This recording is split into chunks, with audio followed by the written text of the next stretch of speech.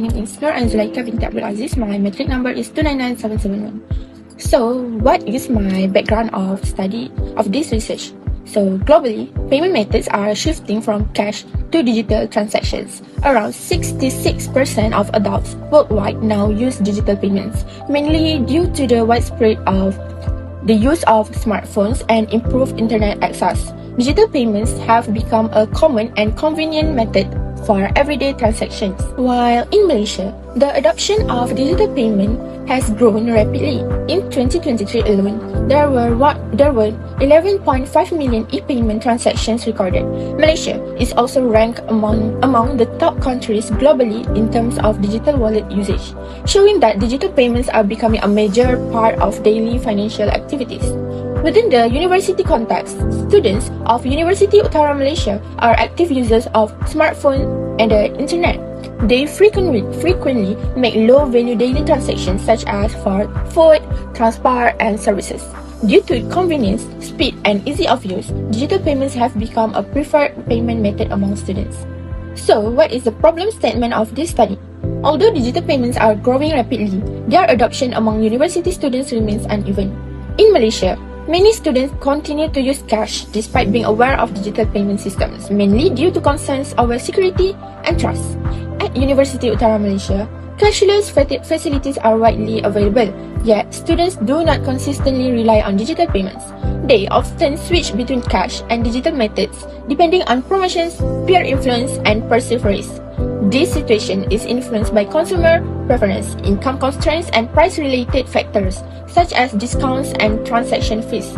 Limited studies have focused on university students in rural campus like UUM, highlighting the need for further research to support UUM's goal of becoming a fully cashless campus. Therefore, this study will examine how income, price, and consumer preference factors influence demand of digital payment among UUM students.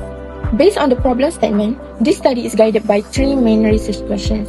First, this study examines whether gender affects the income factor, price factor, and consumer preference in the demand for digital payments among UUM students. Second, it investigates whether different primary sources of financial support influence the income factor, price, and consumer preference factor towards digital payment among UUM students.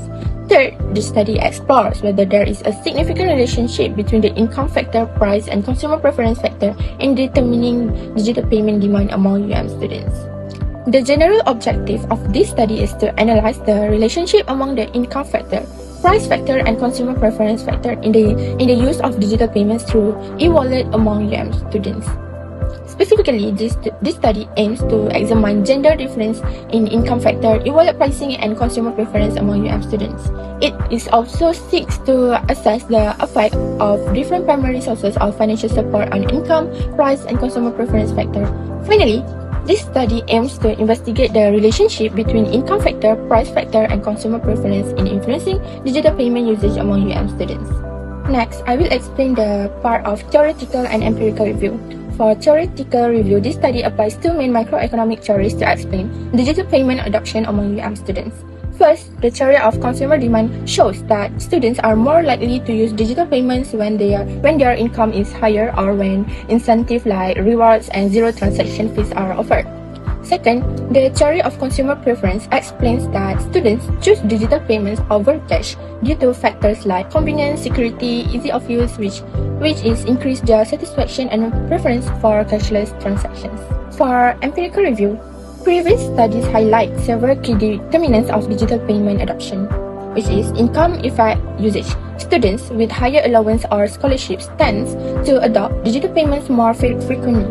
Secondly, price sensitivity also matters. Lower fees, discounts, and promotions encourage adoption, while high costs deter students. Consumer preference and behavioral factors such as convenience, trust, lifestyle fit, and social influence strongly shape adoption decisions. Finally, the demand for digital payments considered as the dependent variable is influenced by the joint effect of income, price, and preference, including perceived value, trust, and service quality. For the conceptual framework of this study is to examine the determinants of digital payment behavior among UUM students from a consumer behavior perspective. A conceptual framework is developed to illustrate the relationship between the independent variables and the dependent variables, as well as to guide the research process. The framework identifies income, price, and preference as the independent variables influencing students' demand for digital payments. These factors explain students' behavioral tendencies and provide a clear understanding of the key determinants of digital payment behavior. For this study, the research design is quantitative in nature and uses a survey questionnaire as the main instrument for data collection. First, in terms of the type of study, a structured questionnaire was distributed to university students. The main objective of this quantitative approach is to identify and examine the relationship between the key variables under investigation. Second, regarding the source of data, the total population of undergraduate students at UUM was obtained from the Higher Education Authority before the data collection process began.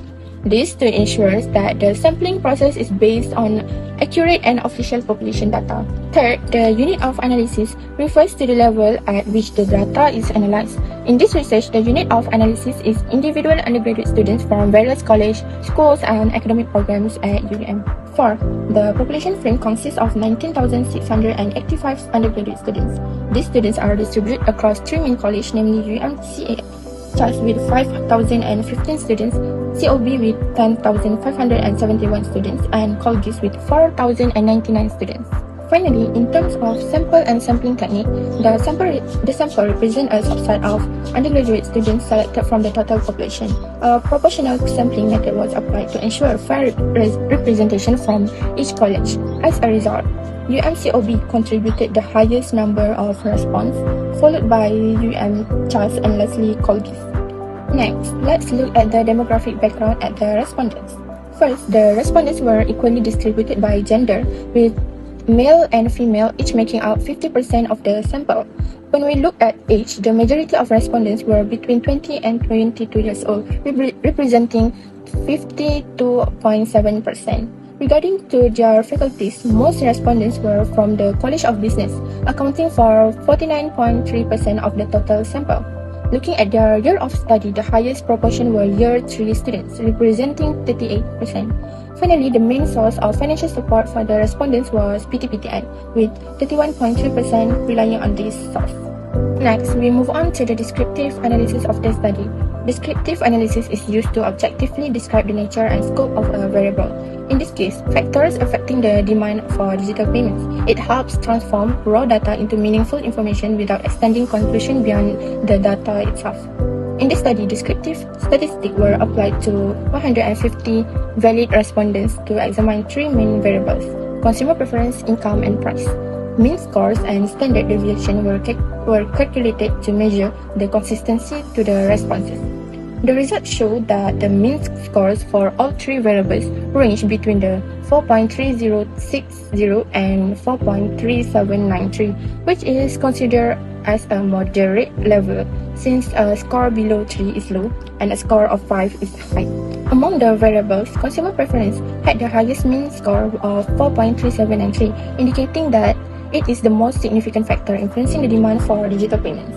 The standard deviation ranged from 0.529995 to 0.62908, showing acceptable variability in the data. The highest variability was found in the income factor, while the lowest was in the demand for digital payment itself. Overall, these findings suggest that respondents had reasonably consistent views, with consumer preference being the strongest factor among the three. Next, I will explain the independent sample t-test between the gender and independent variables. The first variable is consumer preference. Female respondents score slightly higher, which is 4.3987 than males, which is 4.3600. However, the independent t-test shows no significant difference between genders. T equals to 0.446 and P equals to 0.657. This means gender does not affect consumer preference for digital payments. Next, the income factor. Male respondents score marginally higher, which is 4.3227 than female, which is 4.2893.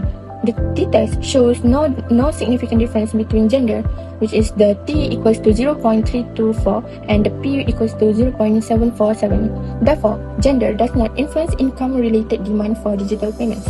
Lastly, the price factor. Males score 4.328 0 and females 4.3173.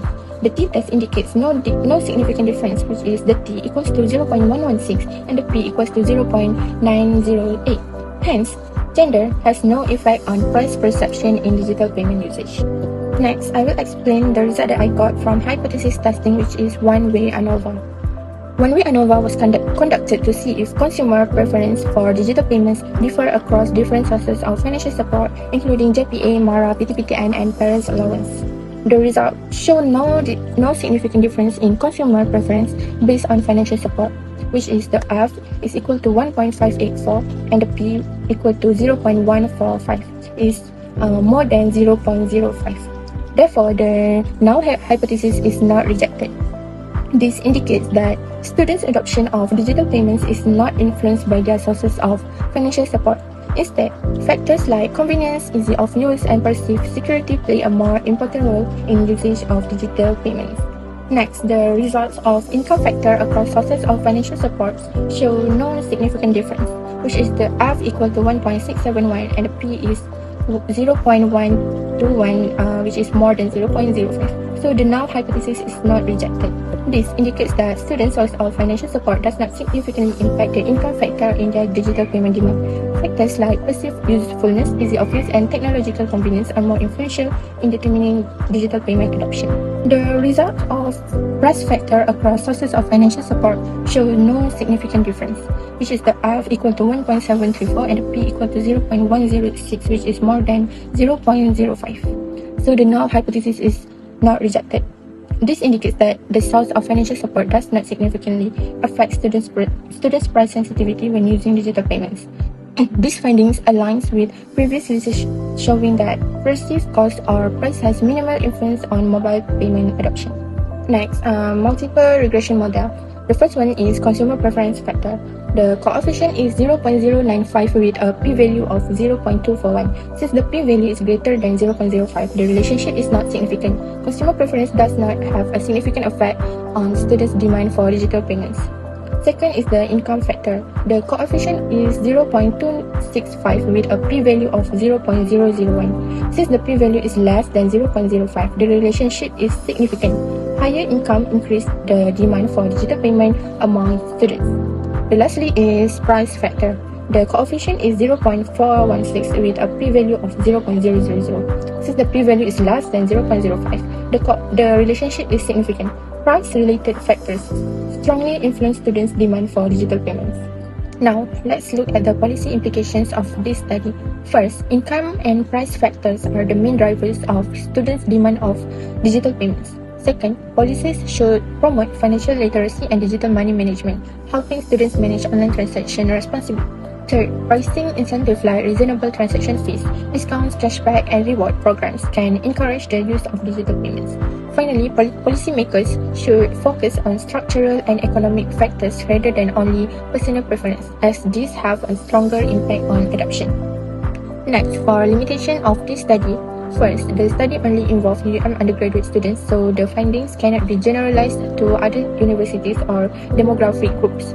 Second, only 3 factors were analyzed: income, price, and consumer preference, while other important factors like trust, perseverance, and technology acceptance were not included.